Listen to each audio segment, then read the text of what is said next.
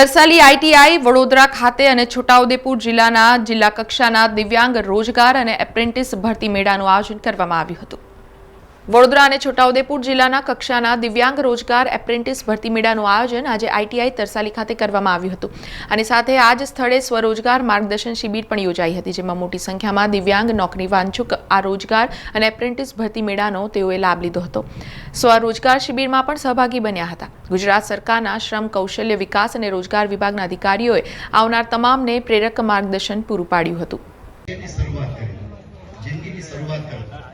जो अनुभवी मित्रों होय तेमने जो जे सारी यूनिट छे जे एकम छे जे इंडस्ट्री छे स्थान छे के जे स्थानमांथी तमने तमारा जीवनना जे एक सपना होय साकार करवा माटे અહીંયાથી શરૂઆત થઈ શકે છે। બસ આ આઈટીઆઈ કેમ્પસ છે। આજરોજ મદદનીશ નિયામક રોજગારની કચેરી વડોદરા અને છોટાઉદેપુર રોજગાર કચેરીના સંયુક્ત ઉપક્રમે આજરોજ તરસાલી આઈટીઆઈ કેમ્પસ ખાતે ખાસ રોજગાર ભરતી મેળાનું આયોજન કર્યું છે। આજના ભરતી મેળામાં જનરલ ઉમેદવારો તેમજ દિવ્યાંગ ઉમેદવારો માટે ખાસ રોજગારીની તકો પ્રાપ્ત થાય તે માટે પ્રયત્ન કર્યો છે। આ ભરતી મેળામાં જો જનરલ કેટેગરીના ઉમેદવારો માટે મુખ્યત્વે લગભગ 30 જેટલી કંપનીઓએ ભાગ લીધો છે, જેમાં ટેકનિકલ નોન ટેકનિકલ લગભગ 700થી જે વધારે જેટલી વેકેન્સીઓ આજે ઉપલબ્ધ છે।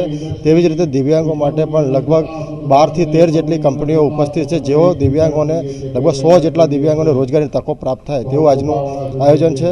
સાથે સ્વરોજગારી અને અનુબંધમ જેવા પોર્ટલ અંગે પણ ઉમેદવારોને આજે રોજગારલક્ષી માર્ગદર્શન પૂરું પાડવામાં આવેલ છે।